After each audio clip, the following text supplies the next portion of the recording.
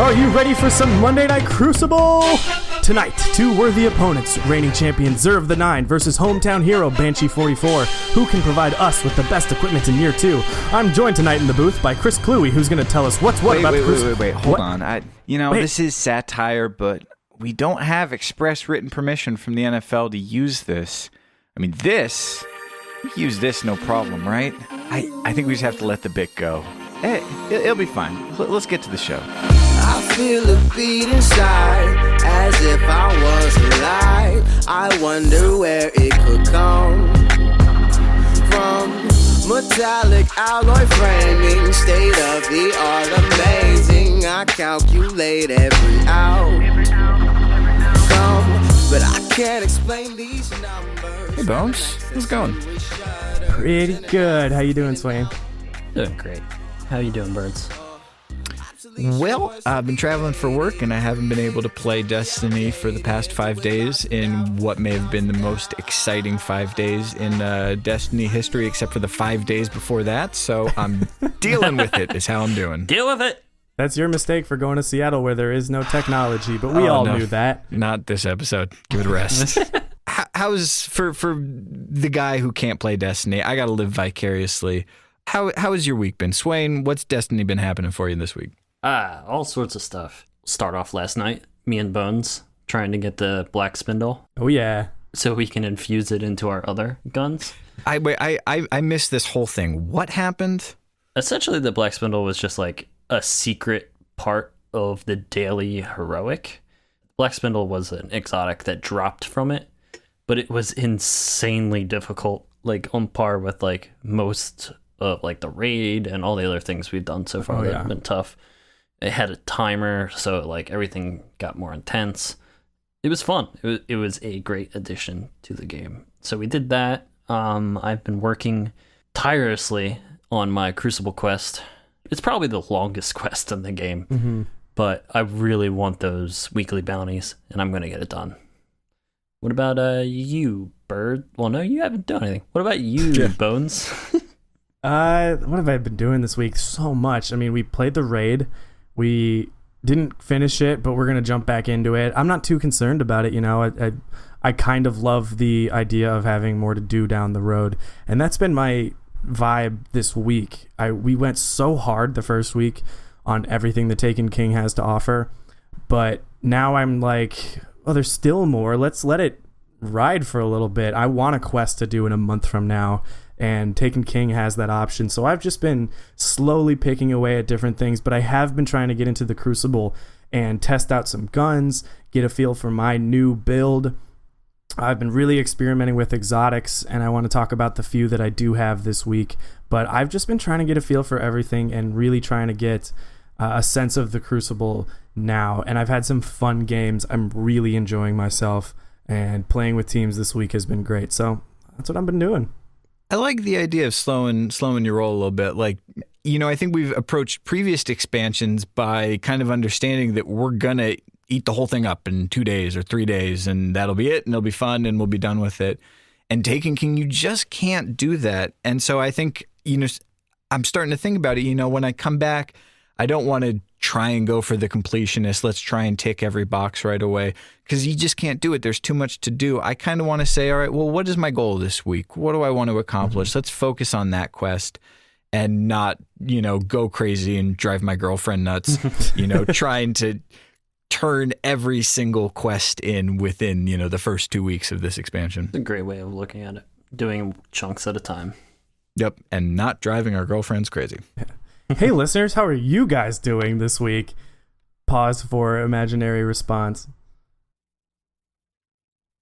Great. High fives all around. I had a feeling you were going to say that. Welcome to Crucible Radio. This is the podcast for all things Destiny PvP. Crucible Radio. It's Birds, Bones, and Swain. We are now on Stitcher. Check us out there. It's this awesome app. If you don't like iTunes or whatever, it's a great app. You can listen to us there. Give us a review. If you like iTunes, subscribe to us there. If you like YouTube, our wonderful partners, PlanetDestiny, puts us up every week. Hey, PlanetDestiny fans. We have been loving the interaction we've had with the community in this show so far. let's dive into it, guys. Let's talk about some exotics. Sound good? You mentioned these exotics. Tell me what these exotics you're talking about. Oh, they're like special guns and gear. They're better than the other ones. You can't wear them all at the same time. Oh, interesting. Go on. So tempted to do a joke about technology. Rein it in, buddy. Okay, let me be more specific. What exotics have you been dealing with?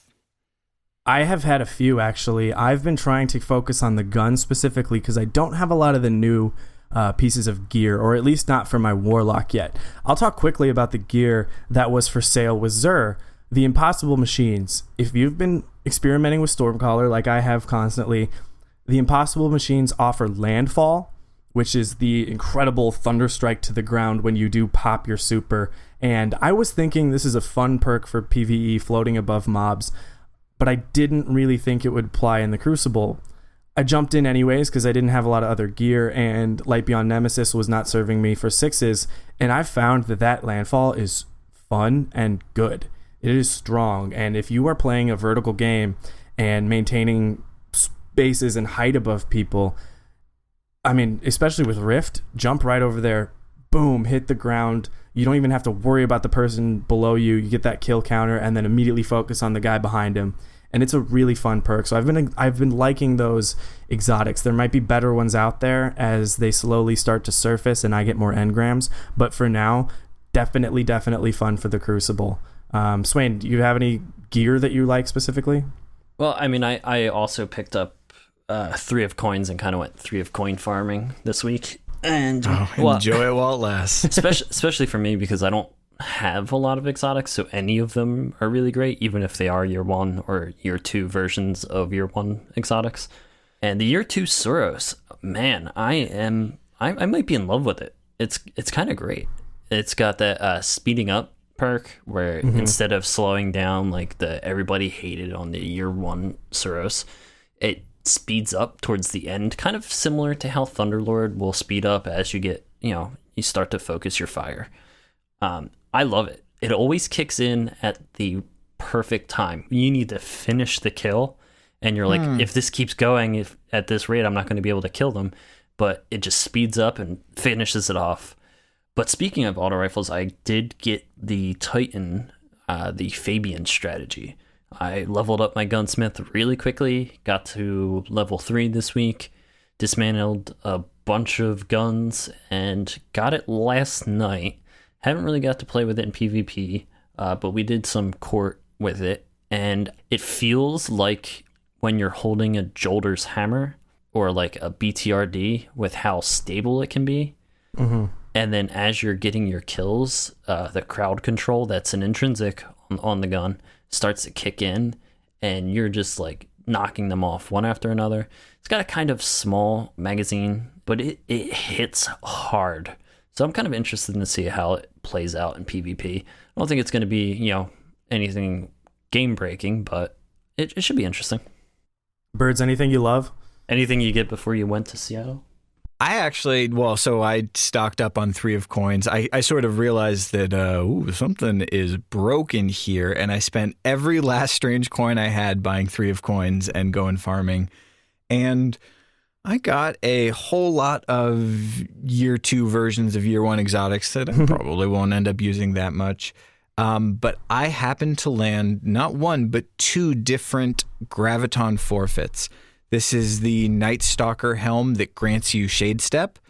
And, this is not an uncommon thing for exotic armors where they grant a perk that frees you up to choose another one. But in the world of Night Stalkers, this gives you the option to have both Keen Scout and Shade Step. And honestly, I don't think anything else can compare to this. Especially in PvP, there's so much synergy between them. The Keen Scout is irresistible. It's the thing we loved /hated /I love, and I don't care if you guys think it's lame. The thing about Thorn, where you get to keep track of your enemies even when they duck behind cover, even when you're not shooting at them, and being able to combine that with a tricky, very sort of mobile, evasive move is just a nasty combination. I did mention I got 2 of them. And what that means is that I was able to pick the one with the roll I liked better. I'm not used to thinking of exotic armor as having roll, but one of mine had a set of perks that was very PvE specific, and another had a set of perks that was maybe not as optimal, but it was focused on any kills. So you get grenade energy for any kill instead of just against minions of the darkness. So I kind of liked that, you know, I'm happy that I had the choice and I had an opportunity to pick between both. And it was a very easy choice, sort of knowing where I'm really going to end up making use of this. So yeah, I haven't taken it off since I got it, and I'm really looking forward to going back home and wearing it a bit more. Yeah, definitely. I think there's a lot of guns that I still need to get a feel for, because on top of feeling a new exotic, I'm working with 2.0, which still has some getting used to. One weapon that has stuck out to me that I want to talk about because it's really easy for anyone to acquire is the Boolean Gemini. You can get that by doing 2 quests or quest lines. That's a lot of missions with Petra and Varix, which is really fun, brings the old gang back together from House of Wolves. But then you're awarded with the Boolean Gemini. That's heartbreaking, though. It's pulling some lore here that rips your heart out. No spoilers. No spoilers. Haven't done it yet. It's a great quest. There's a really good story with it. I like it a lot. As for a side quest, kind of. It's really good. Anyways, you're given this gun that doesn't have an intrinsic exotic perk like every other exotic now. It works a lot like how year 1 works, where you have to level it up, but it's really worth it because the Boolean Gemini is a scout rifle with 2 choice perks at the end. You have a perk called One Way or a perk called Or Another. And that's clever in itself, but the One Way offers a speed boost that can stack 3 times with precision kills. And if I'm talking strictly Crucible here, it's tough to use and get all 3 because that implies that you're nailing triple kills with your primary, which is like not as common. But it's really nice to get away from someone or to just run away and flank. You know, you pick off that one guy and you zip around a rock way faster than they expect. That speed boost is noticeable. I feel like that perk is the spiritual successor to Mida in the current game right now, because if you liked that speed of Mida working on your setups and flanking like Fizzer, this is the gun to do that. But also in games like Rift and Control with 6s, Or Another does the same thing but with armor from body shot kills. Those are much more common in the Crucible and larger playlists where chaos reigns, and you aren't as precise. You're just getting a kill as fast as you can. You get that body shot, and when someone else is trying to clean up that kill and get you while you're in red, you've got a little bit more health to escape. It does come in handy a few times since I've used it. I'm really impressed with that gun. I think everyone should at least go for it, since all you got to do is get a quest. Try it out. Well, we've had not just these new exotics that we have a way of earning instead of just hoping they drop randomly or Xur sells them. We have a new way to get guns that we have some influence over, and that is Arms Day. You know, we had our first Arms Day delivery this week, and she never listens to it, but a big shout out to Mrs. Birds, who very patiently accepted a phone call from me and said, okay, I need you to fly in. And there's a robot in the back. It's Bender's voice. You'll probably recognize it. And I'm going to need you to read the perks off to me, and we're going to make a decision here, and you might have to read some more things. Place my order for next week. What a good sport. Thank you so much. But we're starting to figure out how it works, how your level with the gunsmith gives you more items that you can request for the following week, and it gives you more choices for the rolls on the guns that you receive the next week, which walks a very interesting line between all-out crazy reforging of any gun in House of Wolves versus the more vanilla, entirely at the mercy of the random number generator for what perks you get. That I think is an interesting balance. It definitely is a lot of fun. I definitely loved having that choice and sort of getting to think about how I might use it. There's a real satisfaction to being rewarded a weapon with that roll that you want. And that happened in the House of Wolves, where you just be like, playing Crucible, this party crasher is perfect, guys, knee pads and shot package, like boom. And that can happen now, and it's way more exciting because you're not thinking, well, I got this gun, but I'll just dump 200 motes into it and re-roll it. I mean, this is the new meta and the new way to acquire those good weapons. But I think because you have to work with guns that aren't flawless or not perfect according to the sniper rifle reforge guide on the Crucible playbook, you're comfortable having one perk that you're not as familiar with, or you don't really want it. You're not sure if it works for your play style, but then you play with it and you love it. And now we're seeing different styles all around and all these different kinds of weapons because everyone's just got to work with what they get. But there's that nice, just enough choice. I don't know. I'm loving it so far. What do you think, Swain? I mean, I've been a little underwhelmed. I haven't gotten a chance to use my fusion rifle I got from the gunsmith, but I got the Soros scout rifle, the DIS 43. Yeah. Because I'm doing the Crucible quest. I'm actually on the part where you have to use the scout rifle to get 6 kills in a win, and I'm having the hardest time with this scout rifle. I don't know what it is. Maybe it's I'm getting used to pulse rifles or I miss Mida too much, but like getting kills with this is just too hard for me. I'm not really digging the Soros scout. And then I also had an Omelon scout drop when I hit level 3. I don't really like that one either. So I'm kind of having a hard time here with like my gunsmith weapons, but you know, there's always the hope for good rolls and good drops in the future. So I'm going to keep at it.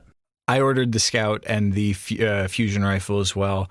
The Scout got some cool perks. I think I ended up going with one that had both perfect balance and counterbalance, so no recoil, and even if you do get a little, it's straight up and down. But the fusion, when Mrs. Birds read the perks out to me, and I realized that I had a choice of both accelerated coils to reduce that charge time and brace frame to increase the stability, get tighter groupings, get a little longer range with it. I was thrilled because I don't really know how this gun is going to handle yet. I don't know what I'm going to end up using. And I think one aspect of a lot of these gunsmith guns is that instead of just having sort of the single perk and then a choice of 3 and then the final perk, we're seeing more combinations. We're seeing more variation. So, you know, even if you don't get perfect perks all across the top, you've got not just one, but 2 or 3 different choices to make, in addition to being able to choose your scopes. That I think gives you a little more leeway than you might have had otherwise. Mm-hmm. Well, you just mentioned scopes, and we're talking about scout rifles. And there's been one big discovery I've had in the Crucible and in Destiny this week that I really want to bring up. And I guess I can even go as far to say as this is the new meta. It definitely is for me, and I think it's going to start picking up and being something that people look out for. But I truly believe that scopes now can sometimes outweigh the perks on a gun. And this is from a world where we can't always choose every single perk, and sometimes you're going to get that flawless roll and whatever, scopes be damned. But the way new scopes work, they don't give an obvious boost to stability and decrease impact or something like that. Those still exist, but there's all these new ones where we get these vague descriptions, and sometimes they don't even change what they look like. And because they're not changing those green and red bars on our stats, we don't really know why we would choose those. But I've been playing with a scout rifle from the Vanguard called Not Like the Others, and I love the roll, sure, but what I noticed that makes this gun better than all the other scouts I have is the scope. So there's a few phrases. I've got the MD reflex, the red dot ORA, and I've got the OEG. And those all say slightly improved optics, improved handling. Improved handling. They say the same thing, and how am I supposed to decide between those two? I have one called the MD reflex that says significantly improved handling. And I went into the Crucible with that, and I noticed that my sensitivity when I'm aiming down sights is so much faster, but so much tighter, that made that gun better than the amazing dead orbit hung jury I had. It changed my game completely, and I'm able to make tiny adjustments and put the bullets exactly where I want them, where even though I have this gun with life support and outlaw and stuff like that, it doesn't matter because I can't put those shots on them to begin with and let those perks even proc. So look out for your scopes. See what they say. I'm sure some guides will be popping up, but that scope made all the difference and made this scout more worth it than a gun with great stats and almost a perfect roll. Wow. Love it. Big statement. I'm gonna have to go test out my scopes because I kind of think you're full of it. But we will see if it bears out. Yeah. Yeah, I mean, and I'll follow through. I'm not afraid to, go back on what I said based on new evidence. But I really think this is going to change the game a little bit, and it's now something I really need to keep an eye on, at least for me, when I'm choosing a gun that I want to, be comfortable with and play with a lot. All right. Yeah, but Swain, did we get any questions from the audience this week? Of course we did. Yay! As always, we have our questions. They go up every Thursday. We ask for you to give your feedback, whatever you want us to talk about. The first one is by one of our favorite people over at the Dads. Again, this week, following it up. I think I know who it is. It's Let's Get Gaming. Hey, Les. Hey, Les. Hi, Les. He wanted to know, what's one tip you would give the mini struggling with this chaperone bounty, and is it worth the struggle? I gotta field this one, guys. I completed the chaperone bounty. It was one of the last things I did before I left, and I've spent a lot of time with the last word, and even with sort of the year 2 nerf rebalance of it, I found myself adapting pretty quickly. The shotgun part I found doable. The Shield Brothers, honestly, that was a bit of a challenge. Mm-hmm. Thank you, Bones, for carrying me through that one. That was rough.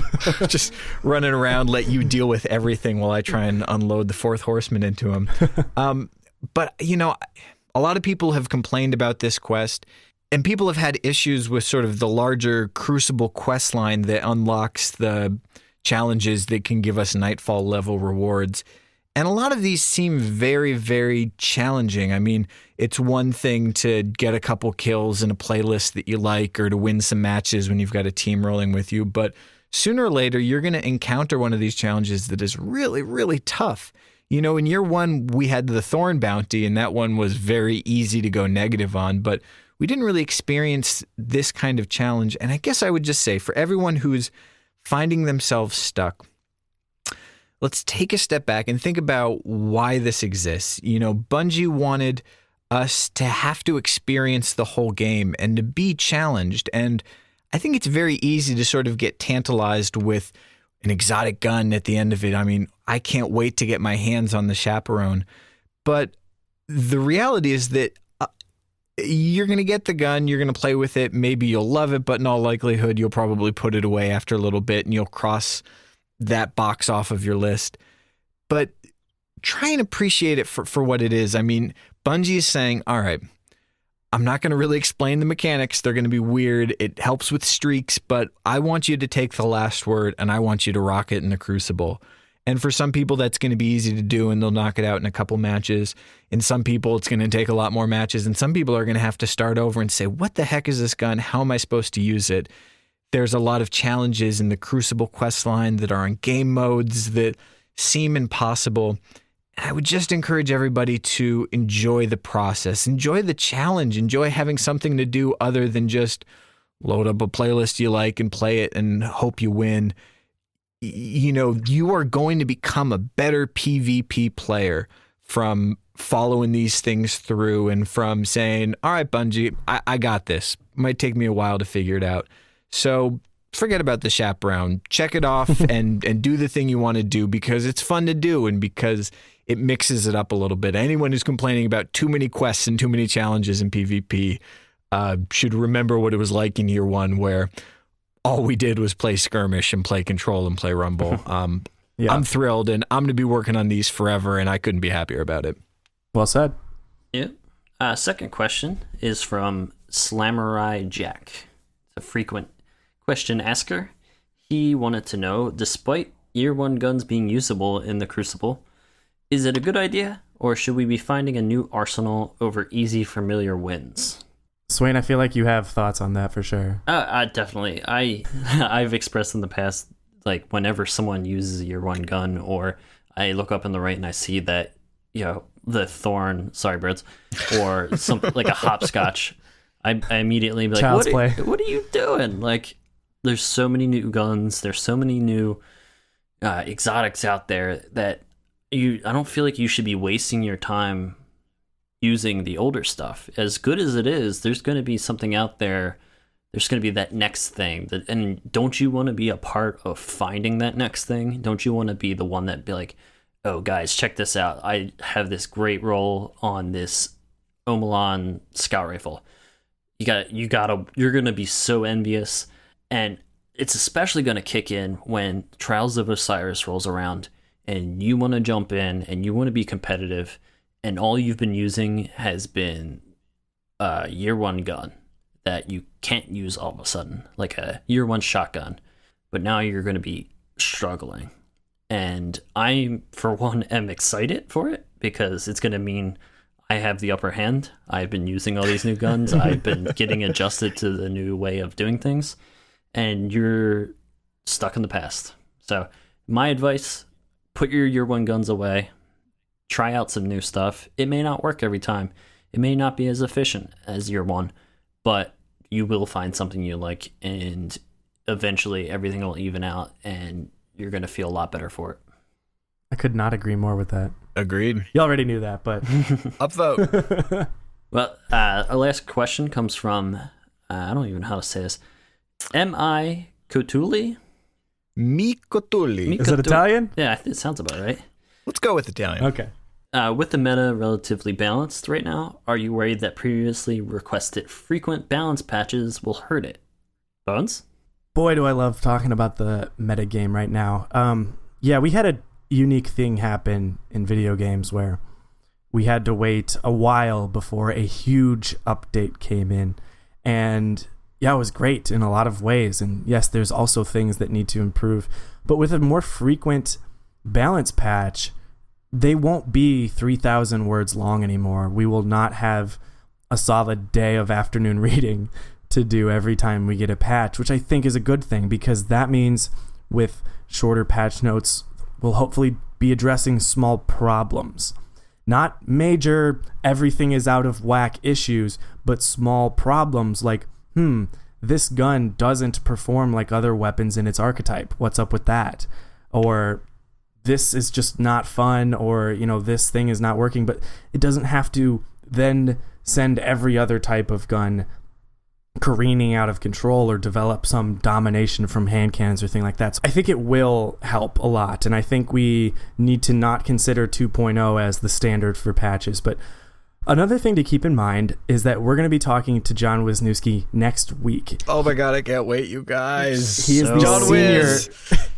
He is the senior gameplay designer of this Crucible sandbox, and we're going to talk to him exactly about that. We know there's a lot of questions out there like, yo, what's the deal with shotguns? Or why isn't this type of gun available anymore? How come I can't use this weapon?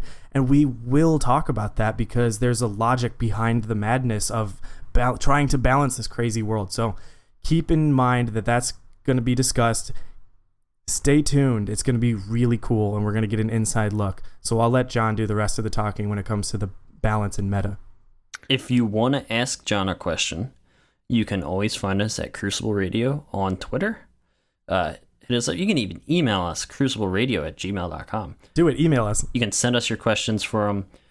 We will sift through them, find the best ones, and you may hear yours on next week's episode. Guys, I have some questions for John Wiz. I would like to submit them, please. Why isn't Thorn the same? Yeah, where's my year 2 Thorn? And also, what was up with the hot scotch? Birds, you're going to have to tweet them. I'm going to have to tweet him at Crucible Radio from @FamousBirds. You guys better listen. I'm not joking around. These better be in the episode. Yeah, we're going to... All right, we've got some questions from our listeners. This one's from @FamousBirds. He says, why does Bones... Wait a minute. All right. Well, we will have John on next week, but this week we got a very special guest. I know Bones is very excited to talk to him, as am I. Me too. Yeah, Birds is not as big as a football fan as me and Bones, but... So he's a football guy. Is that the one that's on weekends? We're gonna talk strictly football in this segment. We got... You have to explain this to me off mic. Chris Cluey coming right after this, what is it, a musical break? Yeah, right after this musical break. Musical break. Musical break. Break me off a piece of... We'll think of something. All you've ever known is darkness. Oh, horrors of the shade.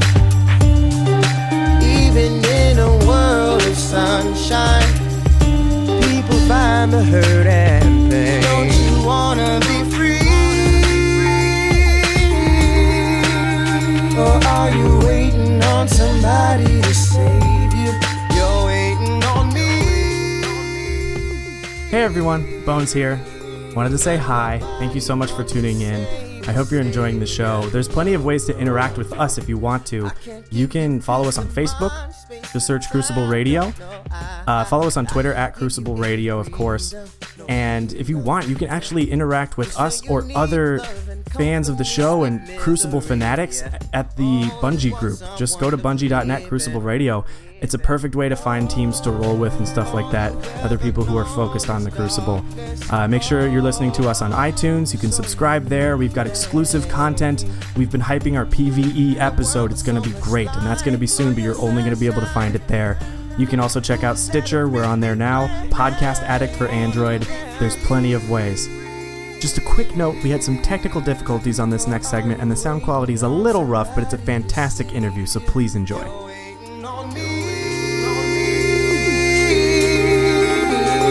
But nobody wants to save the Savior. Don't you wanna be free?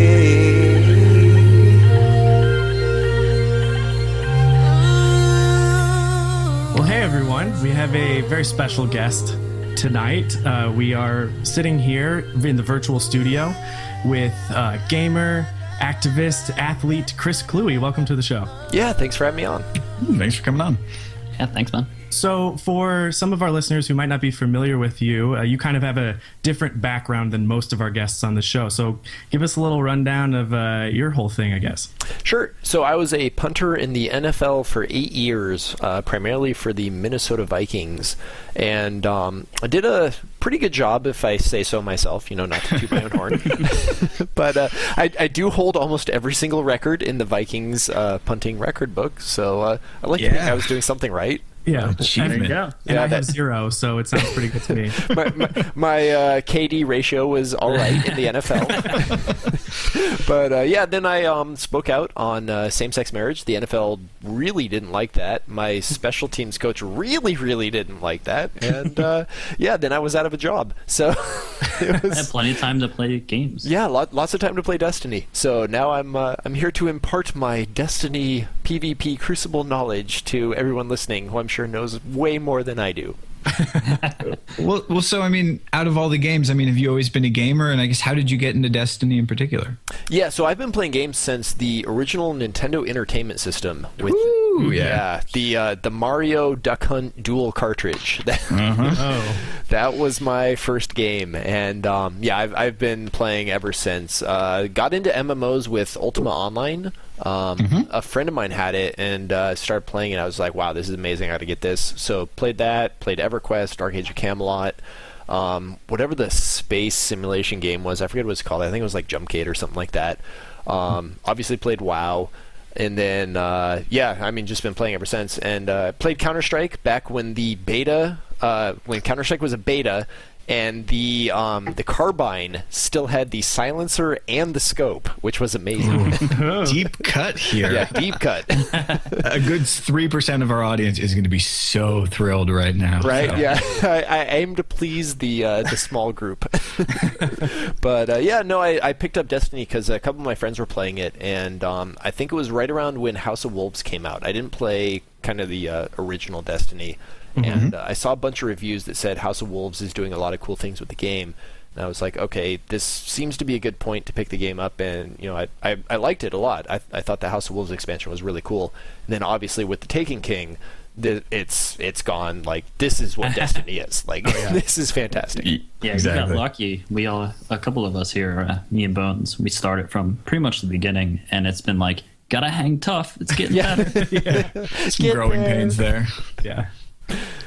Yeah, I think you picked a great time to come in because House of Wolves was really awesome. They weren't working with a lot. They couldn't add a ton of content necessarily, but they changed a lot of things. Just the way daily life is spent in Destiny was greatly improved there, and even more improved when the Taken King came out. So I think that's a point where a lot of fans like me who were there for day one thought, yeah, I made the right decision to stick this out. So it's a good turning point in the game. Yeah, and I think that that's something with online games that really they kind of have in their favor, is that if the development team, if the design team is really committed to the game, you'll see that they recognize their mistakes. They're like, okay, what do people like? What do people not like? How can we make this better for the people who are playing this game? And I think the team at Bungie is, they've done a really good job with The Taken King, with making it into the game that I think a lot of people expected from the very beginning. What initially brought you into Destiny? Was it the MMO from like your MMO past, or was it the FPS? What really drew you in? I think it's a combination of both of those, and I didn't really have a game to play. Like I play Path of Exile a lot. That's a ARPG for the PC. And I was looking for a new game, and two of my friends from high school actually had been playing Destiny. They're like, "Hey, you should jump on Destiny. You know, we want to play." And I had seen all the reviews for House of Wolves, and they were all uniformly positive. And so it was at that point I was like, okay, I should check this out. Like, it seems like it's pretty cool. It seems like they're still supporting it. And downloaded Destiny, downloaded House of Wolves. I was like, this is cool. Like, I enjoy this. It's giving me kind of that Borderlands feel where it's basically Diablo with guns, which I love. But so I played House of Wolves. I'm like, okay, this is pretty awesome. And then I knew once The Taken King came out, I was I wanted to play it because it just, the game had kind of sunk its hooks into me. And I was like, I want to keep playing this. I know the feeling. What's your favorite thing to do in The Taken King right now, out of the hundreds of things there are to do? Out of the millions of things. Right now, so I'm working on getting my calcified fragments so I can get Touch of Malice. If you go into the Grimoire, the storyline that the fragments reveal is actually really interesting. It's a really good storyline. So good. Yeah, and I wish they didn't gate it behind come to our webpage and read the stuff that should be in the game. But that has always sort of been a failing of Destiny, that there is a very rich and detailed and nuanced story. It is just not largely apparent until you get outside the game and start looking at all the other stuff. Right, yeah, like I wish that there was a page, just like a lore page, where you could go and read through all the Grimoire stuff, because a lot of it is very well written, and it gives you a lot more backstory than kind of what you'd get just from playing through the missions and going through the storyline. Warlock, Hunter, or Titan? Hunter. You can only choose one. Yeah. Oh, good choice. I had a feeling you were one of the good ones. There it's although I gotta say the new Void class. Yeah, we're the punters of raids. The Void class is amazing in raids. In PvP, not so much. Like, I see these people, like I see freaking Emperor Palpatine flying around mutilating everyone, and I see Thor running around throwing his hammers. I'm like, I have a bow that it might track you. Yeah. So you've been posting some pretty decent mission reports with like a high KD, a lot of kills. So how are you accomplishing that with your hunter? You what is your setup? So, primary, special, heavy, all that. Yeah, so my setup is essentially primary. I'm using a scout rifle just because the one that I have it feels the most comfortable to me. I ran Thorn back before the nerf, and to be fair, I kind of held off on running Thorn because I got the quest to get it like 3 times, and I deliberately picked the other exotics the first 2 times. And then the 3rd time I was like, all right, I got to get this stupid gun. And then I started playing with it. I'm like, okay, I understand why everyone uses it. It's so good. Yeah. But yeah, now I'm running with I think it's the quest reward scout rifle you get, the one that has explosive shot on it, and it's got a good feel to it. And then secondary, I'm running a shotgun just because in PvP you want that one-shot kill for when they work pretty well, don't they? yeah, no, they're fantastic. And then heavy, I'm actually running a BTRD because that is still the best machine gun in the game. I mean, it just got that chunk, chunk, chunk, chunk. This is a big debate lately, do you get rid of your year 1 guns or still use them because they're valid in the normal Crucible? And I will admit right now that I've saved 4 weapons. One of them is the BTRD because it's so solid. I mean, it's almost broken how good it is. So yeah, it's a tough one to get rid of. Like I was playing a Rift match where we were on that new the Cosmodrome one, the 618 or whatever it is, and it was at heavy weapon spawn. I picked it up, equipped my BTRD, and I go to the rift point, and like the entire enemy team is across, in that where the pipe is, and you're like looking down the long area. And I killed 5 people just holding down the trigger. I'm like, yeah, it's still got it. Yeah, something's working here. Well, so when you're playing Rift, I mean, we all sort of figured out Rift together in that first week. Have you started to notice strategies for how a team sort of operates in that mode together, or are you just running for the spark, running for kills, and letting someone else deal with it? What are you thinking in a Rift game? So basically what I'm thinking in Rift games, the ones I've noticed that my team has really done well on, and this is with pickup groups, this isn't with an organized team, is that if you don't want to fight at the spark, you want to fight just beyond the spark, aiming towards the enemy's base, because you want to keep it safe for whoever your carrier is to pick up the spark. And like that's one of the things where when I post the high KD ratio games, like I'm not on the spark itself. I'm waiting for I'm clearing the way for someone else to pick it up. And if like 2 or 3 other people join me in keeping people off the spark, it makes it so much easier for the runner to get there, because you keep the other team off the spark so your runner can pick it up without fear of being shot, and B, you've already established that foothold to where you can choose one of 3 ways to go to their base. And that's so important, because if you see them all grouping up, say left, and then you can be like, all right, everyone head right, you get it's just an uncontested advance towards their base, and you can just dunk it. Yeah, I found myself running backwards when I pick up the spark, only because there is no setup. There's just 6 enemies in front of me, and I don't even really want to move forward yet until I know someone's going to come protect me. So that's a good strategy, moving forward and establishing a front line beyond the spark. And basically that thing is yours to pick up whenever you want. You don't even have to grab it in such a rush. So that's a pretty smart move. Yeah, and then also if you're the runner, don't just beeline towards the enemy's base. Look for where your teammates are. You're not Rambo. You're not going to go 1v6 and kill everyone. It's find the other 3 or 4 people that have established that beachhead and trail along behind them. They will clear the way for you.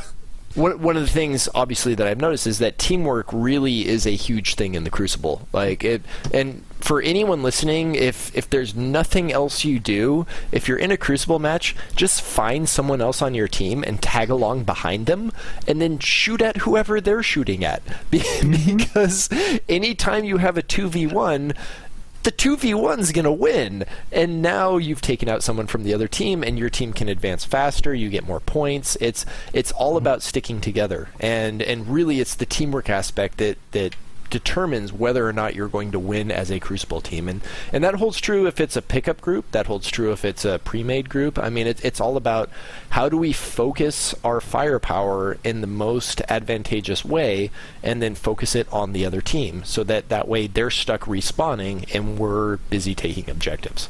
Well, I feel like Rift is almost kind of an educational playlist in a way that a lot of the others aren't. I mean, even when you're playing, quote unquote, other objective playlists like Control, when you're playing 6s, it definitely rewards sort of just, okay, I spawned someplace, I'm going to charge towards the enemy as fast as possible, I'm going to get a kill, they're going to kill me, and we'll do it again. And if you happen to come out on top enough times and hold enough of the control points enough of the time, you can pull out wins. But that kind of thinking just doesn't work at all in Rift, because there's such a huge advantage to actually playing the objective that wasn't quite there. And so I feel like, some people will never learn, but I feel like in a lot of ways it sort of forces you to consider more than just the immediate moment of, oh my God, there's some guys here and I want to get them and they want to get me, and think a little bigger picture sort of over the course of the match.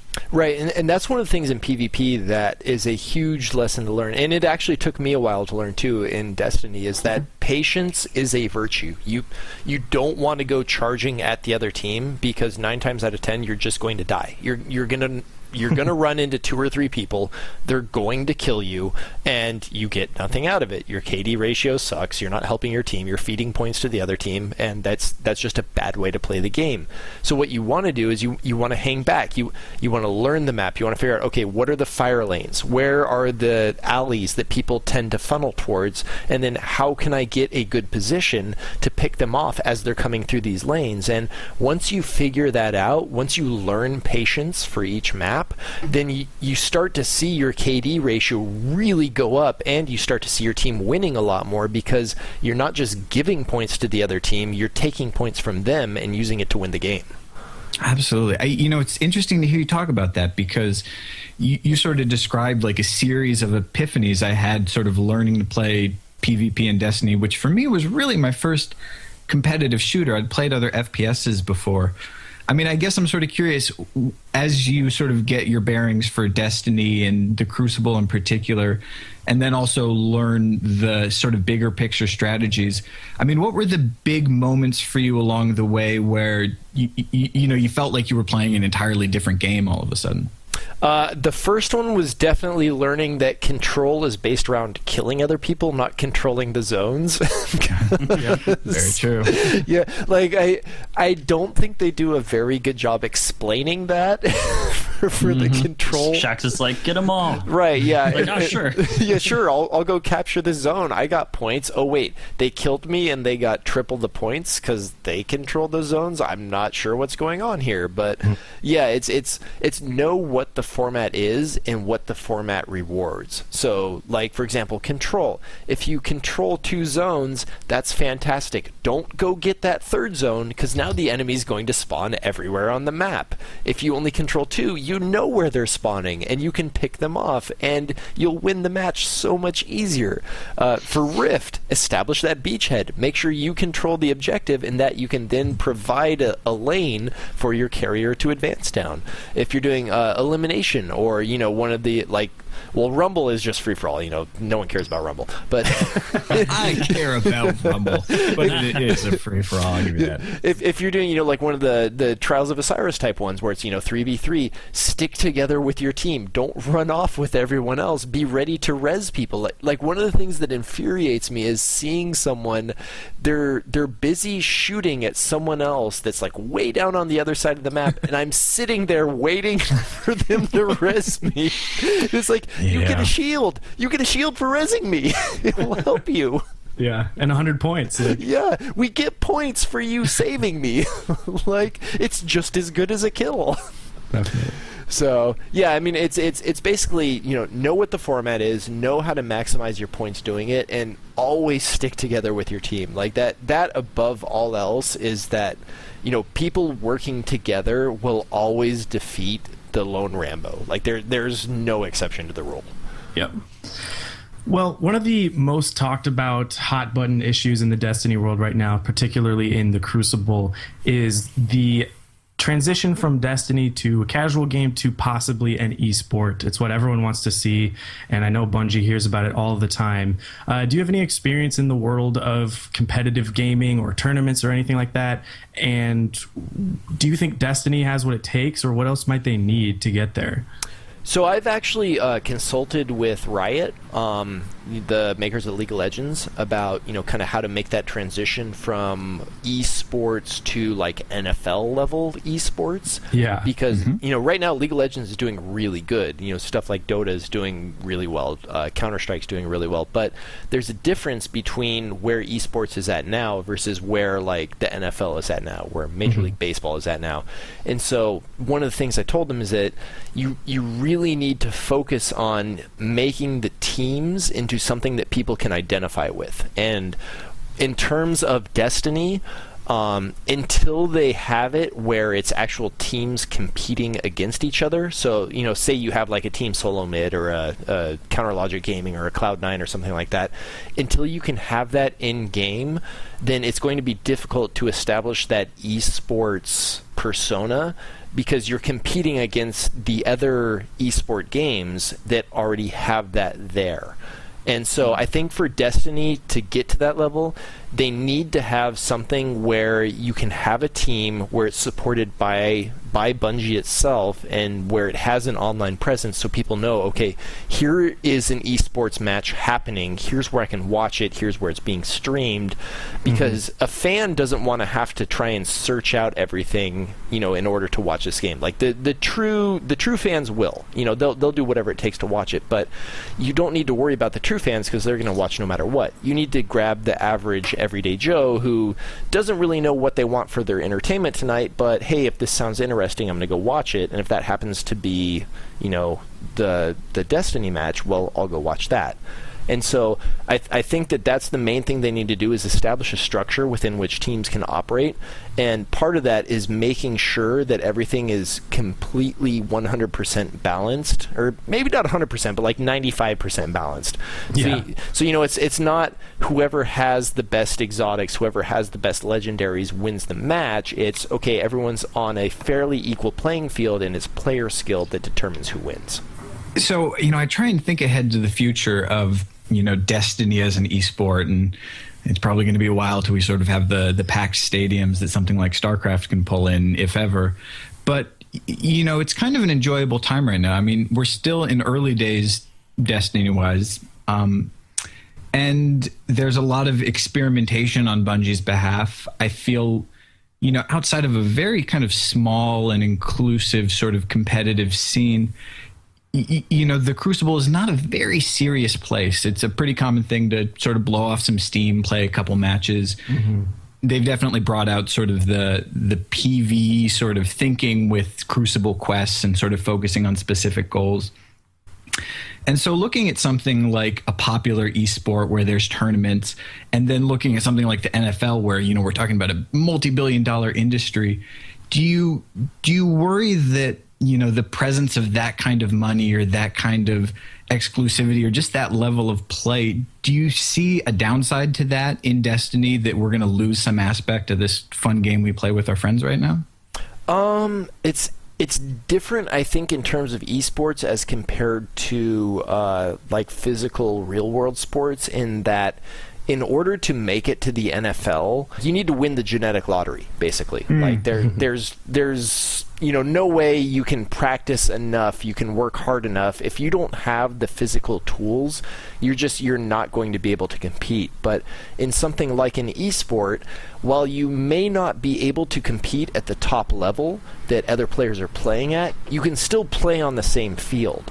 And to me, that's one of the things that esports really is kind of neglecting right now, that I'd like to see them focus on, is the idea that you have these top-tier players doing these amazing things. And, it's fun to watch. Like, I love watching LCS, I love watching League of Legends, but the main draw of it is that if you watch an LCS match, you can go play League of Legends afterwards and have a chance of running into one of those players if you're good enough at the game. It'd be like showing up at your local park and playing pickup football with Peyton Manning or Aaron Rodgers. like that's not something that ever happens in real life, because those guys aren't going to be at your local park playing pickup football. But in esports, yeah, those guys are going to be playing that game because they're always playing it. They're always trying to get better. And so, with something like Destiny and with every other esport, I think that this is something that they should be focusing on, is that as a casual player of the game, heck, even as a hardcore player of the game, you have a chance to play with the pros, which is not something you can get in traditional sports. And so I think that that's an advantage. I think one of the downsides is that as more money flows into anything, it tends to become more corporate. You tend to lose some of the fun behind kind of what made the game what it is. Yeah. And so now it's no longer, I'm just going to play Crucible with my friends. I'm going to dick around, see what we can do. It's, no, I need to keep my KD ratio up. I need to win this game. I need to be perfect because that's my job. And, it's the trade-off you make with anything.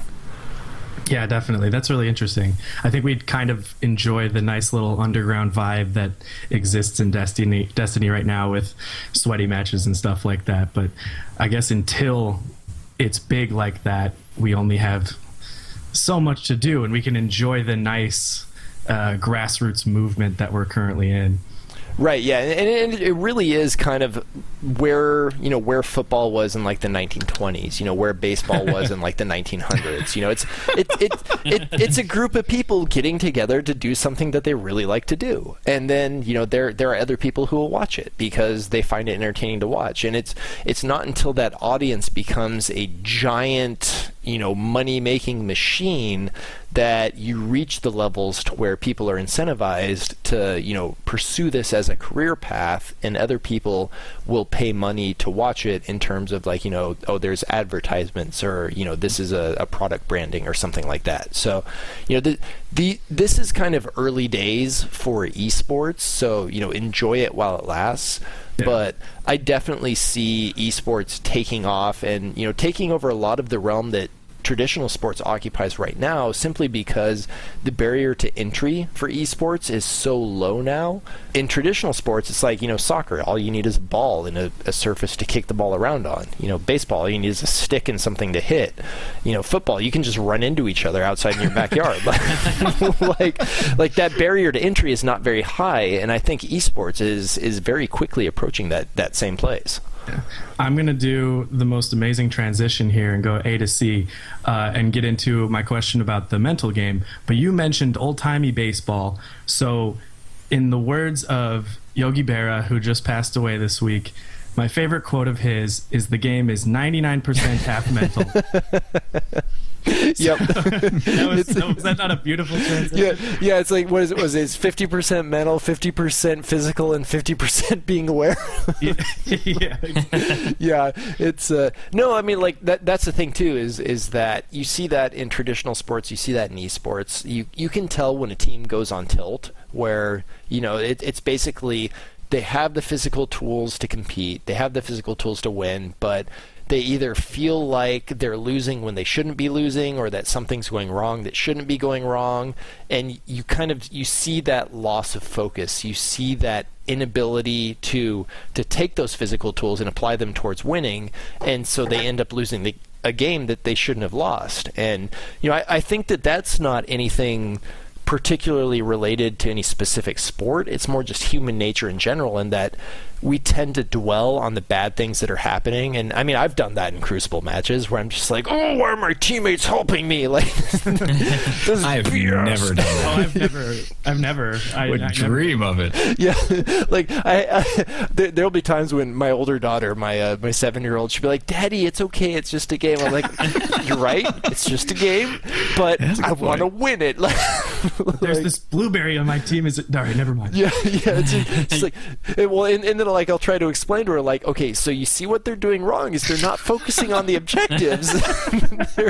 they're just running straight into the other team, and it's not helping us. I'm sure she'll be a Crucible Slayer in no time. Oh, yeah, it'd be perfect. Had that happen to me today. A guy was chasing me with Fourth Horseman, and I was going nuts. I feel like he was only killing me. Can't shake him. He may have recognized you. Yeah, and actually that's one of the things too, is that from playing in the NFL, it's you need to be able to put aside a bad game and recognize, okay, that game sucked. I did horrible. Like I had a 0.75 KD ratio. Okay, I'm going to forget about it. I'm going to approach the next game like it's a brand new game, and I'm going to do my best. And then, more often than not, you'll actually do a lot better if you're able to put that previous game out from your mind. But if you dwell on it, well, then you're screwed. That's probably why I'm able to handle it so well. I'm a Philadelphia Eagles fan, so I deal well with disappointment. Yeah, how's Chip working out for you? Oh. Focus, Wayne, focus. Yeah. Trying. Rein it in. Well, so, tilt is something that we've talked a lot about on this show, but in a sense it's universal, but there's a question of scale here that I think you've experienced in a way that none of us have. I mean, we've all been in clutch trials situations. We've all had last-minute victories that we've pulled out. But especially considering your role as a punter, I mean, I cannot imagine what the pressure is like where it comes down to a single moment where you need to execute and you've got thousands and thousands of fans all watching you. I mean, the struggle is universal, but there has to be something that you're tapping into that lets you focus on the thing you actually have to execute instead of all that's going around you. I mean, how do you get to that place and perform at that level? You just have to learn to focus solely on what the immediate task is and tune everything else out. And that's one of the things that kind of puts professional athletes apart from those who could have been professional athletes but never made it, is that the professional athlete knows how to tune everything else out. And it's almost Zen-like in that you need to be immediately focused on what is in front of you, and nothing else matters. Like when I was punting, the only thing that mattered was, okay, I'm going to catch the ball, I'm going to make sure the drop is in the position I need, and then I'm going to perform my motion exactly how I practice. Like the people rushing, the people watching, the TV cameras, none of that mattered at all, because it didn't, in the end, it didn't affect my job. The only thing that affected my job was how I could perform, when I had the ball in my hands. And so I think that that's the key thing is learning how to tune everything else out and just have that focus to where you know what you're doing and you're in the moment. And if you can do that, then you become, so much better at what it is that you want to do. Like I've had Crucible matches where I can feel like I'm in the zone. Like, you know what I mean? Like, it's like, I know there's going to be a guy coming around this corner and I'm going to shoot right at this time and boom, I got him, headshot, he's down. Like, I know that someone's going to be going for this control point and I'm going to throw a grenade, and right as they run through the archway, the grenade goes off and they're down. Like stuff like that where you're focusing on nothing else but where you are right there. And it's really hard to do, but once you get in that zone, it feels so good. I feel like that really comes up in Trials of Osiris, at least for me. I noticed kind of late in the game of Trials in year one, I sort of stopped inspecting people, and it was kind of a common practice to either look directly through Destiny or use awesome resources like DestinyTrialsReport.com, which tells you the perks on their gun, what class they're running, their intellect and discipline levels. But when I did that, I kind of got a little in my head when I'd see a good player. Like, this guy's lifetime KD is higher than mine, or he's on a 21 win streak or something like that. And suddenly that match mattered more to me.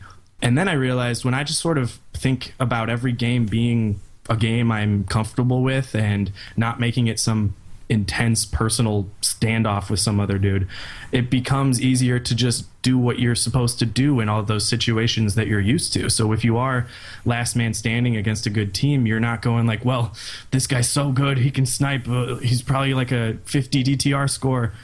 None of that is in your head if you're just thinking, okay, I've got a guy to revive over there, 20 seconds left to go, what's my move? And if you kind of get that whole outside context out of your head, you just do that, and it becomes that much easier to actually go and win the game because it's something you've done before. Yeah, and that's something that the coaches told us a lot was, don't play out of body. Like, don't try to do someone else's job. Don't try to think about these other things that you can't control. Just focus on what it is that you're supposed to do, and then go do it. And if you do that, that really enhances your odds of success by so much. because again, you're focused on what you're supposed to do, as opposed to thinking about all these other variables, most of which you can't affect at all, and all they're doing is taking away your attention from what you're supposed to be doing. Exactly. I like that, playing out of body. Avoid that. That's a good way to put it. It seems like there's kind of a degree of acceptance you sort of have to have for the situation that you're in. I mean, I know we've all been in party chat with somebody who, you can't do call outs, you can't, sort of chit chat, because every single kill is, that was unfair, I shot him, he shot me, why didn't I die? That is just so far removed from actually playing. And I feel like in a lot of ways, you kind of need that acceptance, not just in the Crucible, but when you're playing a game like Destiny in general, because new expansions are going to come out, the meta is going to change, the gun's going to change, the thing that worked yesterday isn't going to work so well, and some new thing is going to come along that you have to learn. And there's a degree of just kind of being able to roll with it and deal with it for what it is that you'll drive yourself crazy if you don't have it. Yeah, and that's the thing. Like, I constantly have to tell myself that, where it's like, okay, yeah, that was a bullshit death. Like, I should not have died there. Like that, I'm not okay with that. But at the same time, there's been tons of other times where I'm sure the person on the other end of it has been, yeah, that was a bullshit death. So I mean, it all balances out in the end, and you're gonna have rough patches, but remember, you're also going to have really good patches where you're just like, every shot is landing home. You know, you're predicting someone coming around the corner, and you're getting those first couple shots off, so you end up winning the engagement. And you know, it's statistics. Like, you're going to win some, you're going to lose some, but if you get super upset at the losses, you're probably going to end up getting more and more losses because you're focusing on the negative as opposed to focusing on, okay, yeah, that one sucked, but next time, you know, it's a brand new engagement. I'm going to do whatever I can to win, and you know, who knows, maybe I'll win the next one. We have our own mental game, but then there's also kind of the opponent's mental game to play. And you know, we're playing a game built by Bungie. You know, teabagging is a well-accepted thing that's happened. And hey, we've got point buttons, we've got wave buttons, we've got dancing on corpses, so much dancing on corpses to do. And personally, a lot of it, you know, a wave or a point, I don't mind so much. The bow is a little infuriating. But, you know, I've heard a lot of people make the case that, hey, you know, if I teabag you and it throws you off and it infuriates you, you're probably going to start making less than optimal decisions. Is that something that, you know, you sort of consider a tool in your tool set, or do you have a moral stance on that? Does it drive you nuts? So I have a moral stance on that because it absolutely drives me nuts. But at the same time, I recognize what's going on. And so what I'll do is that I pay attention to the name of the person who did it, and if I end up killing them at any point during that match, I will make sure to do some sort of emote over their corpse, so they know that, yeah, I saw what you're doing, I saw what you did there, I'm gonna do it back to you.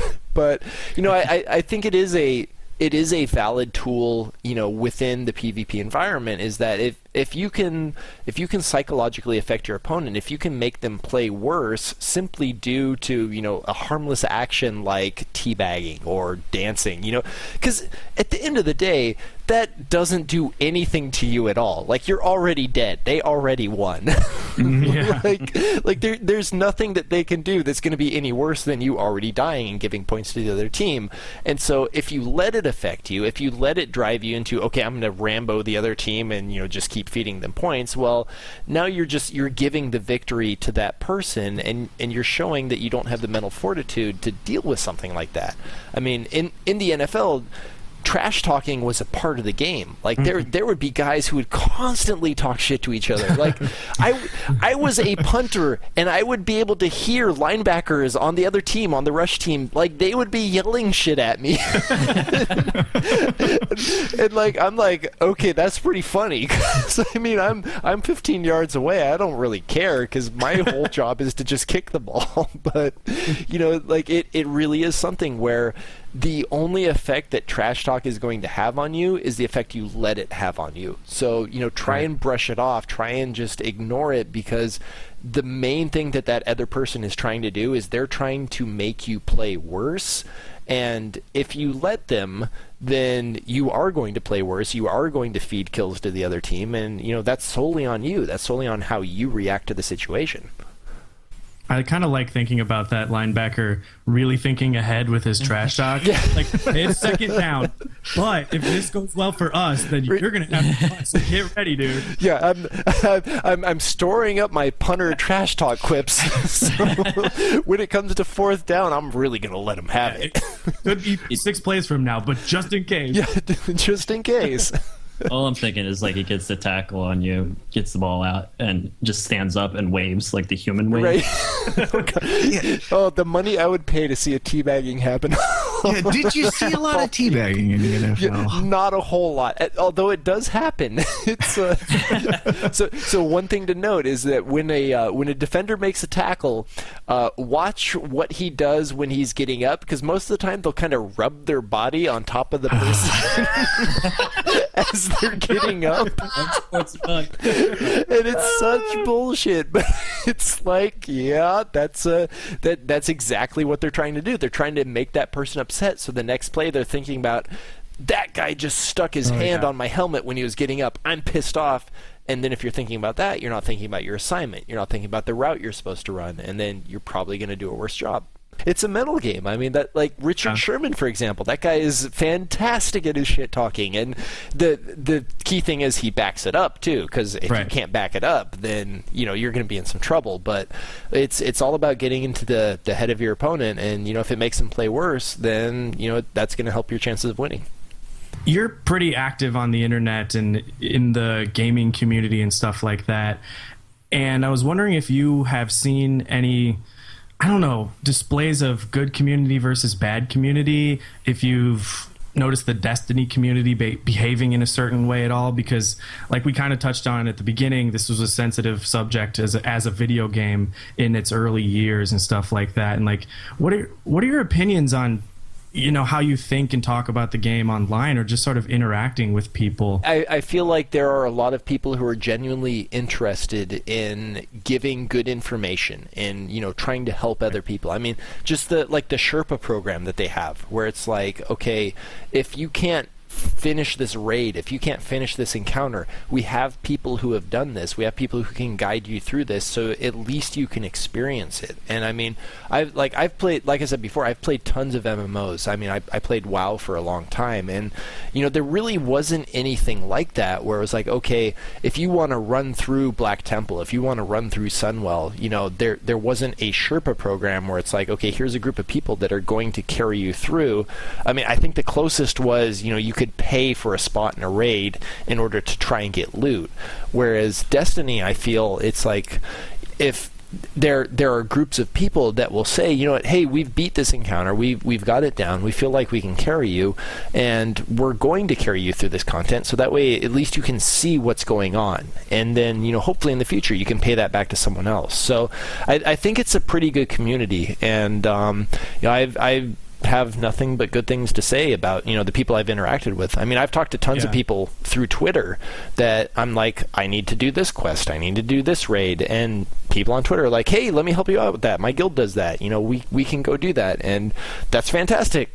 Because I'm like, all right, probably the first couple times I'm not going to know what's going on, but I'll pick it up pretty quick. But yeah, thank you for for letting me learn on on your time. Right.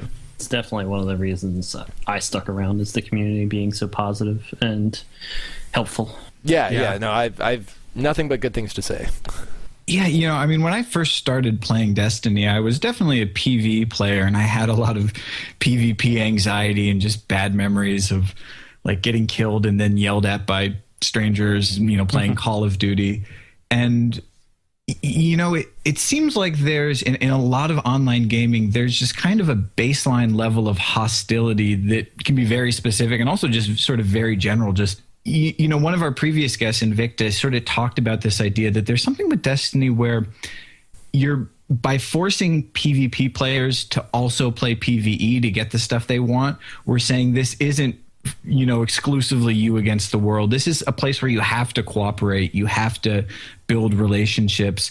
And, I'm not sure where I'm going with this. It's a tough thing to put my finger on, but it just seems like there's a different sort of feel that, there's a lot of, there's salt out there and there's people who are upset with where the game has been or where it's going, but just kind of a level of, or just a lack of hostility that is kind of uniform in a lot of other games. I mean, is that something that you've kind of seen the dark side of? Yeah, well, definitely in stuff like MOBAs. I played the original Dota on, back when it was a Warcraft 3 mod. And I mean, that was, you did not want to be a new player playing Dota, because that was there were some bad words exchanged. But no, I think one of the things that Destiny actually does well is that it inculcates a feeling of more empathy, almost, in that I feel like a lot of players understand that at one point they were the noob. Like, they didn't understand what was going on. They didn't understand that in control, it's not about necessarily capturing every point. It's about, holding the points you have and then defeating the other team. And so, like, I know in my case, for instance, like, once I learned that, I was like, okay, yeah, I'm going to be mildly miffed at people that, okay, if we have A and B and you go running off for C, I'm like, okay, that's not the smart move, but at the same time, I was that person doing that, so, I understand where you're coming from. And, I think the community as a whole has a little bit better sense of cooperation, because there are so many quests where you need to cooperate with other people. There are so many strikes and raids and stuff where you have to learn to get along with other people. It's not just a straight PvP game. I mean, you can play it as a straight PvP game, but you're missing like 50% of the game itself if you do that. And vice versa. Right, exactly. And so I think, the majority of the players do both PvP and PvE, and they're better off for it because they understand both competitiveness and cooperativeness, and it helps them become more rounded. Well, Chris, thank you so much for coming on the show. It means a lot to us. It means a lot to me personally. This has been a really awesome conversation. If anyone's looking for you online or they want to see more of your stuff, got any plugs? Where can they find you? Oh, if I got plugs. It's you can find me online at Chris Warcraft on Twitter. I've written for numerous publications, Deadspin, Rolling Stone, Guardian, all sorts of places. I have 2 books out. One is called Beautifully Unique Sparkle Ponies. It's a collection of short stories and essays. And the other one is called Prime, Genesis series event. That is a science fiction story, the first in a trilogy that I think people might enjoy reading. We've gotten very good feedback on it. Awesome. And Twitter's the best place to get in touch with me. And who knows, you may find me in your raid if you send me a message, because I'm always looking for people to play with. Awesome. Thank you so much for coming on the show. This has been great. Yeah, thank you, man. Thank you. Yeah, thanks for having me on. That thing that we used to be. Hey, I'm not quite there yet. I'm still here, and that's good enough sometimes. So Chris Kluwe was in the NFL. I got that part, and he was a punter. Yeah, but yeah. Not a kicker? No, they're 2 different positions on the team. Special teams involves a lot of activity on the field at different times during the game. Kicker He just punts kind the ball. of kicks it through the thing. But the punter tries to kick it. I mean, if he can get it to go through the thing, that's good, right? It doesn't. Well, no, that he's- doesn't count as the Yeah, thing. he wants to get it close to the goal line. I mean, he wants to put the team as far back as they can be so that they have the longest drive. I mean, they're not trying to score points But on the punt. you've already got one guy who kicks it. Do you really need a separate guy who kicks it? I mean, they're both kicking It's it. They're different 2 ways- very different forms. Birds. Very different ways of kicking it. It seems like for a game that doesn't involve much kicking in general, and by the way, why is it called football when there's so little kicking, that you could just have all of your kicking? Look, I'm trying, but Throw ball didn't have the same ring to it. Doesn't sound as good. something's not adding up. This is why I play Destiny. It makes sense. Space Cowboy Wizards. I got it. Oh, totally. Speaking of space wizards, you can find us on the space internet at Crucible Radio on Twitter. 100% true right there. Yep. You can also find us on Facebook, pretty much everywhere. Facebook, Crucible Radio, Bungie, Crucible Radio, the supermarket, Crucible Radio, football games, Crucible Radio. We're taking over. Yeah, everywhere. We are everywhere. Okay. So wait a second. So how many points does he get when he does the punt? He doesn't get. Does he No, aim gets for the no other points. players? It's really a defensive move on the offense. You didn't score. If you say so.